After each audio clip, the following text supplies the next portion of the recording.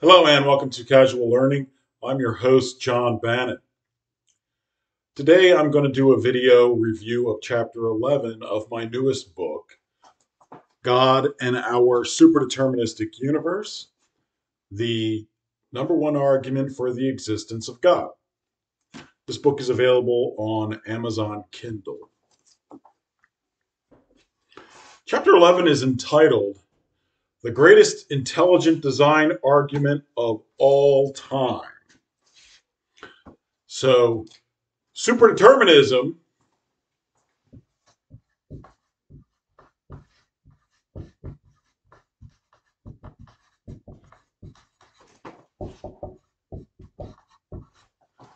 is the ID G.O.A.T.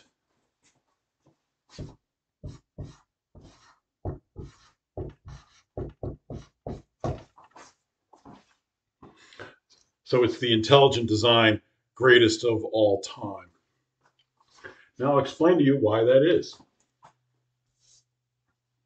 Intelligent design arguments generally focus on certain features of the universe and of living things that are best explained by an intelligent cause, not an undirected process such as Darwinian evolution.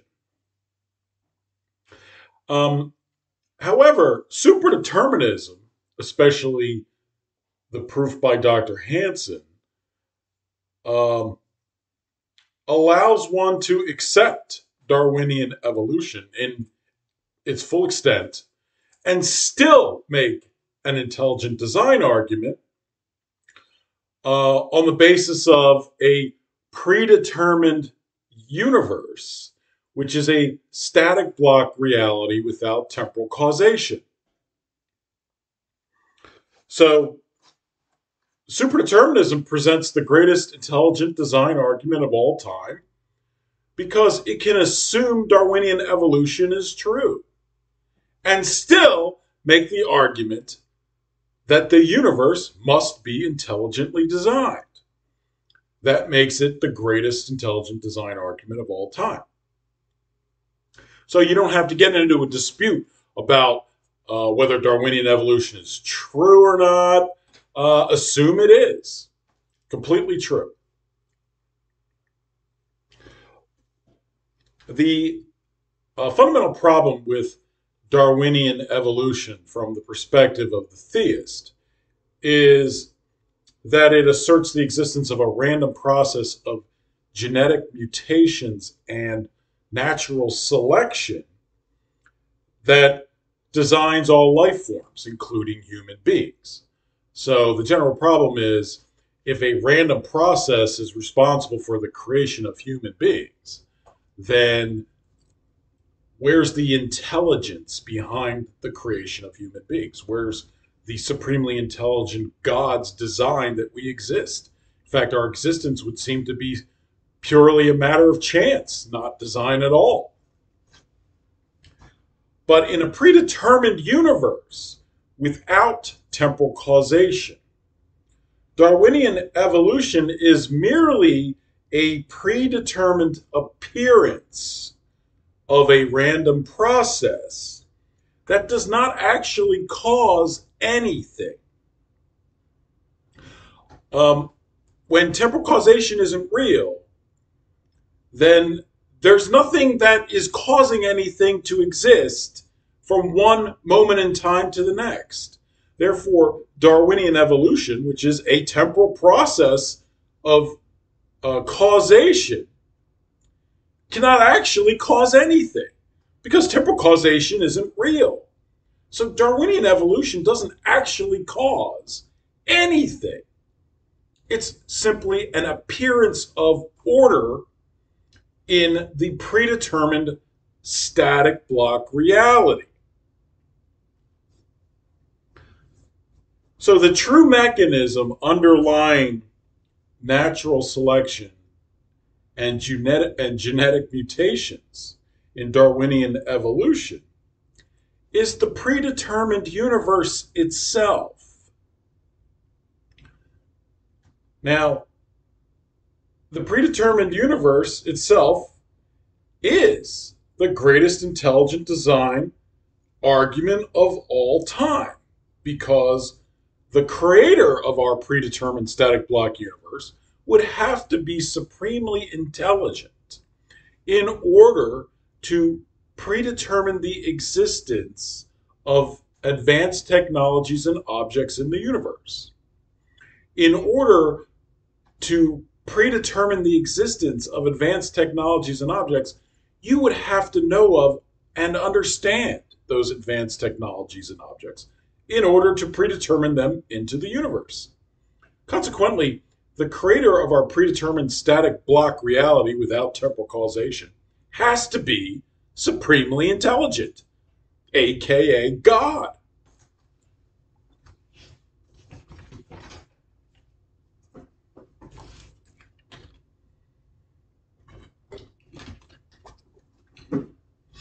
As an example, take out your iPhone and then ask yourself, how do you predetermine the existence of an iPhone into the hyperplanes of the manifold of our static block reality without temporal causation?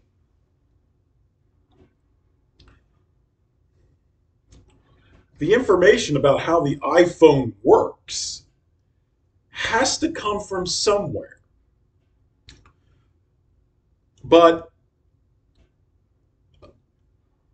our uncaused God is the only being in existence prior to creating the universe. So the information about the workings of the iPhone have to come from God in order to predetermine the existence of an iPhone in our universe. Consequently, God has to be at least intelligent enough to fully understand the workings of an Apple iPhone, as well as have the intelligence to know how to bring it about into existence in our predetermined universe in order to predetermine the existence of this iPhone in our static block universe.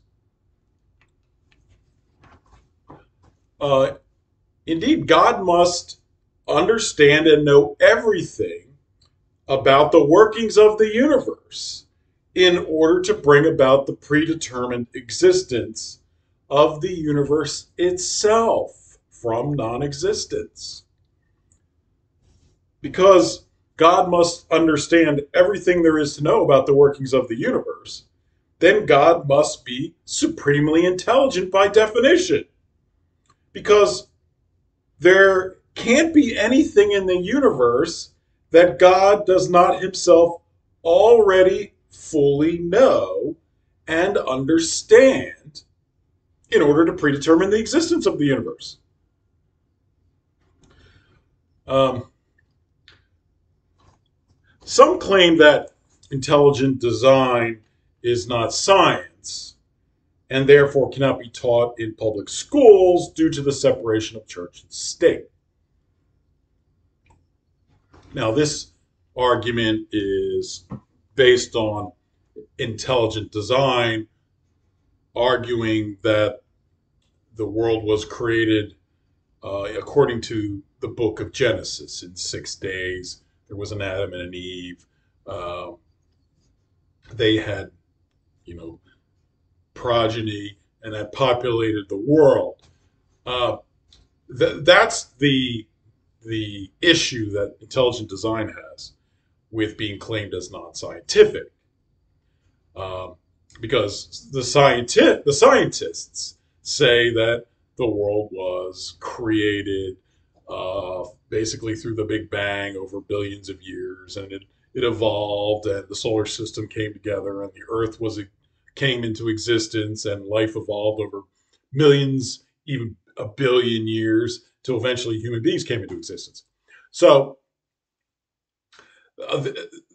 superdeterminism, however, presents an ID argument that is in fact scientific.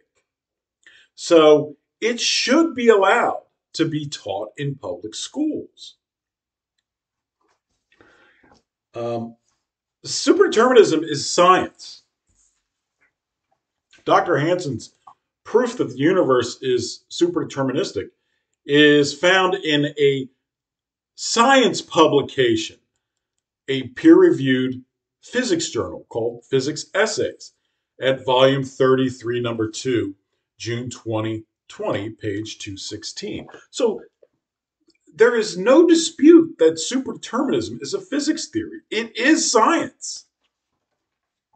Now, it's a legitimate scientific question as to what caused our static block reality without temporal causation to come into existence. If you don't have temporal causation, you can't have a wave function creating physical reality through continuous causation at each passing moment of time. Therefore, you're left with a static block reality. And the question is, where did it come from? Was it always there? Was it uncaused? Or was it caused to exist non-temporally, that is, outside of time? Now, there's plenty of science to support the idea that our static block universe was non-temporally caused to exist. First, there is the estimation by famous physicist Roger Penrose that our universe is only 1 out of 10 to the 10 to 123 possible permutations of our universe.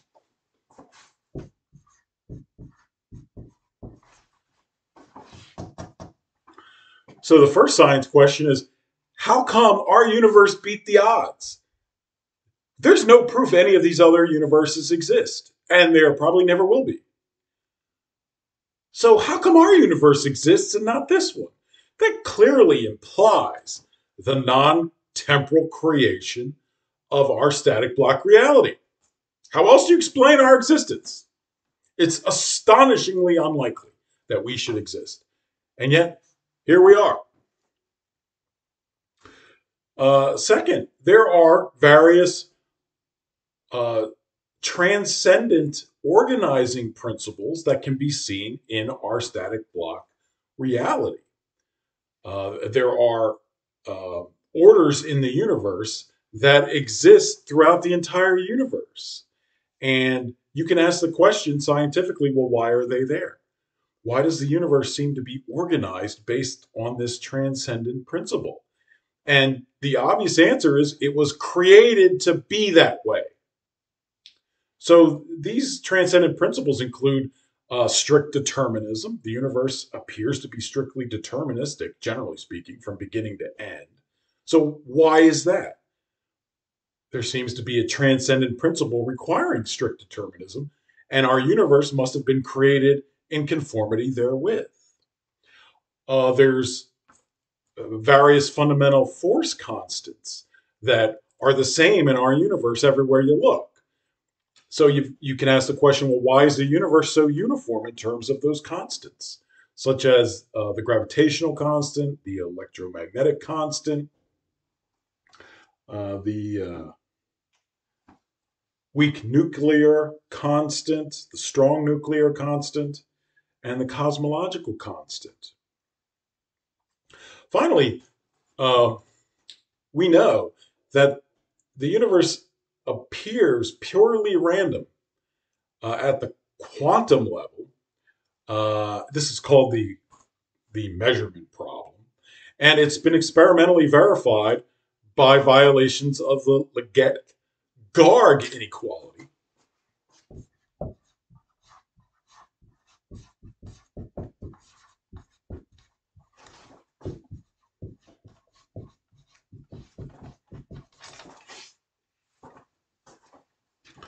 So um, we know that there's examples of the appearance of pure randomness in our static block reality without temporal causation. So why are they there? Well, there's no wave function to explain their existence because temporal causation is not real. Therefore, wave function doesn't exist because why would you believe in the existence of something that can't actually cause anything to happen? So the randomness that appears in the universe is a clear indication that our universe did not have to be exactly the way it is. When you have randomness like that, it's not strictly determined. It's not strictly necessary by definition because it's random. It's purely random. So that implies that it could have been otherwise. And that implies that there were other possibles for our universe that don't exist but could have. And if other possibilities for our universe are real,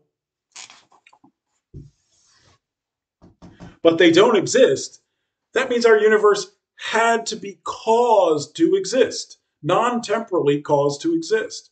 So the appearance of pure randomness at the quantum level in our static block reality without temporal causation is a clear indicator, scientific indicator, that our universe was non-temporally caused to exist, scientifically speaking. So science supports the idea of the non-temporal creation of our universe, and one must ask, um, how an advanced technology or an object like an iPhone can be predetermined to come to exist in a static block reality without temporal causation. Where did it come from? It's not created temporally because temporal causation doesn't exist. So there's no random process like evolution that's actually causing the existence of the iPhone and the workings of the iPhone because temporal causation is not real. So Darwinian evolution, the creation of human beings who in turn create the iPhone, that's just an appearance. It's not an actual cause of the iPhone. So in a predetermined static block reality without temporal causation, where did the information for the workings of the iPhone come from? If the predetermined universe is non-temporally created, and science certainly shows that it was, then the information for the iPhone can't come from nowhere. It had to come from the creator of the predetermined universe. That means the creator had to know of and understand the workings of an iPhone in order to predetermine its existence. That's a scientific question. How did that come into existence without a supremely intelligent creator who knows how to predetermine iPhones and the universe itself, and to predetermine the universe to have an appearance where it brings about the iPhone? That's a scientific question. And the answer implicitly is you need a supremely intelligent creator of a predetermined static block reality without temporal causation, known as God.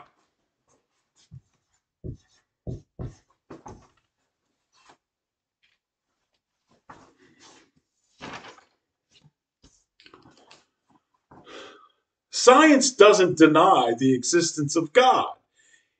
It's people who deny the existence of God. It's their bias and prejudice against the idea of God and a supremely intelligent creator that's the issue. Superdeterminism shows that the existence of a supremely intelligent creator is scientifically plausible and, in fact, implied. So there's no reason why superdeterminism couldn't be taught in public schools with the implication that God is real because it's science. And this is the implied scientific conclusion. And anybody who says that that's not scientific is wrong. It clearly is. How else do you explain it? There's no other way to explain the existence of an Apple iPhone in a predetermined static block reality without temporal causation, except for a supremely intelligent creator of that block reality who knows how iPhones work. There's no other explanation. So, our superdeterministic universe, non-temporally created from non-existence, is the GOAT, the greatest of all time in terms of ID or intelligent design arguments. All right, well, I hope you learned something and you enjoyed that. Um, my next video will be a review of chapter 12, which is entitled Cinematism. Stay tuned. Bye.